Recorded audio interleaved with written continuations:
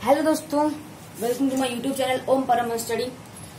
दोस्तों, मैं आज अपने लिए लेकर आया हूँ उन दो सेंटेंस से उसका पूरा नेगेटिव, यानी कि पूरे 12 टेंस का नेगेटिव। मैंने आपको फर्स्ट में पढ़ाया था क्या, फ्यूचर मतलब प्रेजेंट इंडिफिनिट मतलब अफर्मेटिव का पूरा 12 टेंस में अफर्मेटिव का पूरा एक्सप्लेनेशन ये दो सेंटेंस में पूरा, वो 5 मिनट में। ओके दोस्तों, तो हम ये दो सेंटेंस से स्टार्ट करते हैं। वह एक पत्र नहीं लिखता है। वह एक पत्र नहीं लिखता है, इसका प्रेजेंट इंडिफिनिट में क्या होगा, negative. He does not write a letter. He के साथ दोस्तों मैंने बताया था कि डज लगता है, और अगर कोई प्लूरल शब्द हो जैसे कि आई, वी, यू, दे, तो उसके साथ डू लगता है। तो और मेरा नेक्स्ट है, वे हॉकी नहीं खेलते। They do not play hockey. They do not play hockey. They do not play hockey. और सेकेंड, अब इसका दोस्तों अब हमारे फ्यूचर मतलब अब पास्ट इंडिफिनिट में, पास्ट इंडिफिनिट में वह एक पत्र नहीं लिखता था। He did not write a letter. He did not write a letter, यानी कि जो ही है उसके साथ डिड का प्रयोग होगा। ही के साथ डिड का प्रयोग होगा, और आई यू के साथ,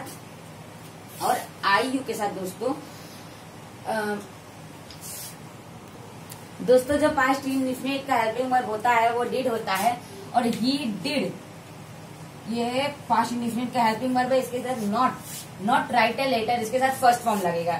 इस सेकेंड सेंटेंस में देख लीजिए, वे हॉकी नहीं खेलते थे। They did not play. They did not play hockey. They did not play hockey. अब अगला sentence, he will not write a letter.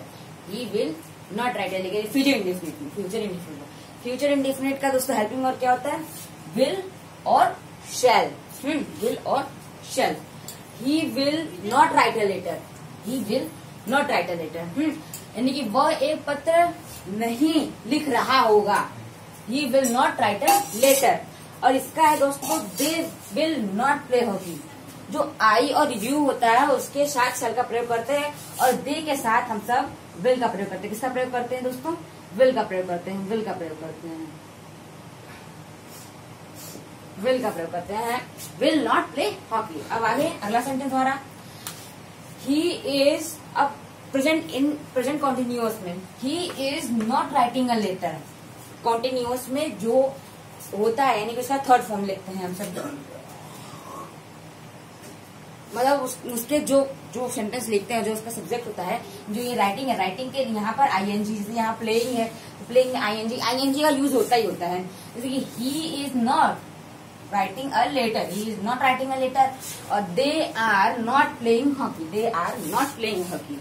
They are not playing hockey. अब अगला sentence, he was not writing a letter. He was not writing a letter, क्योंकि singular subject के साथ was और plural subject के साथ वर का प्रयोग होता है। प्लूरल सब्जेक्ट के साथ दोस्तों वर का प्रयोग होता है। He was not writing a letter. He was not writing a letter, ये क्या हो गया दोस्तों हमारा पास्ट कॉन्टिन्यूअस। पास्ट कॉन्टिन्यूअस में ये है, पास्ट कॉन्टिन्यूअस का सेंटेंस है, he was not writing a letter. और past continuous, they were not playing hockey. They were not playing hockey. अगला सेंटेंस हमारा, he will not be writing a letter. He will not be writing a letter. ये किसमें उसका future continuous में है। he will not writing a letter.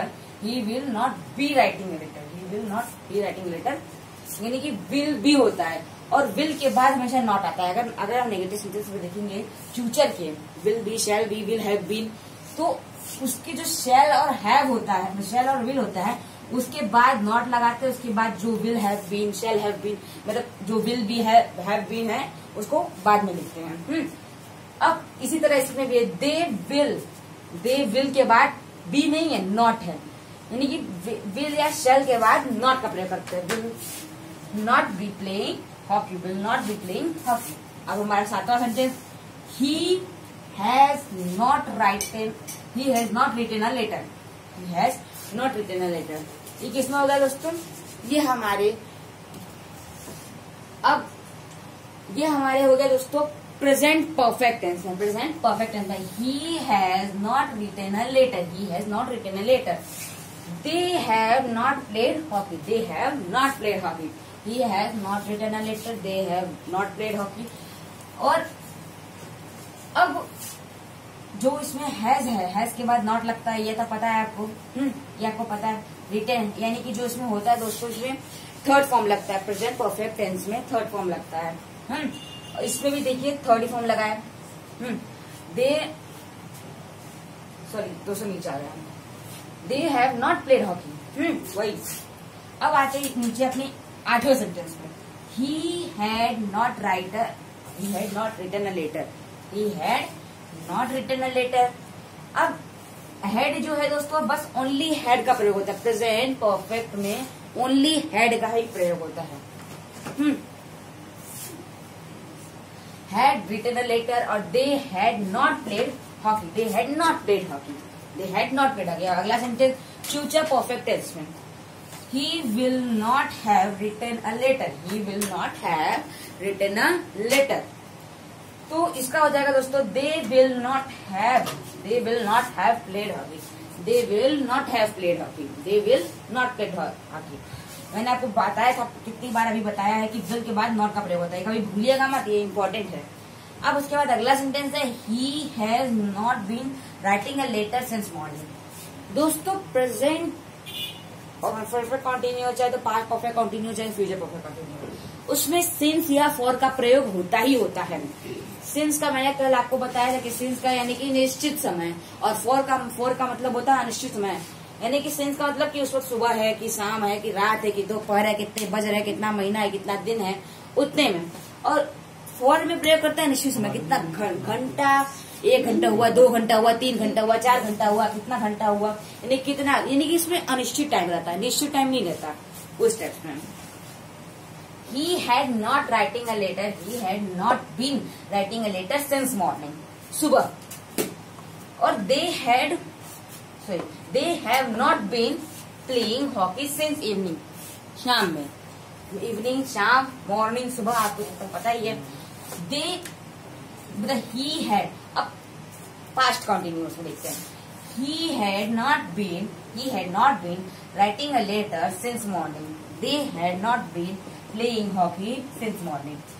तो इसमें since का प्रयोग होगा ही होगा। अगर जैसे कि अगर आप खेल रहे हैं सुबह, तो आप since का प्रयोग करेंगे। अगर आपको पता नहीं आप 1 घंटा खेल रहे हैं, 2 घंटा खेल रहे हैं, 3 घंटा खेल रहे हैं, तो उसमें for का प्रयोग करेंगे।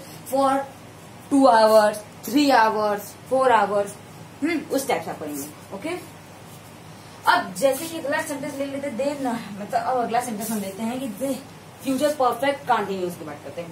ही विल नॉट हैव बीन, क्योंकि परफेक्ट मतलब फ्यूचर परफेक्ट कंटिन्यूअस में विल हैव बीन का प्रयोग करते हैं, विल हैव बीन, और इसके बीच में लगता है नेगेटिव में नॉट मतलब will not have been writing a letter since morning. इसमें दोस्तों सिंस मॉर्निंग में, सिंस मॉर्निंग, हाँ दिख रहा होगा, सिंस मॉर्निंग में he will not have been writing a letter since morning.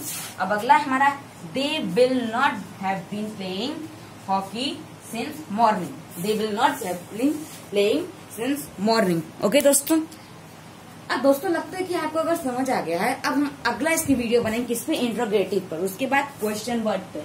Okay दोस्तों।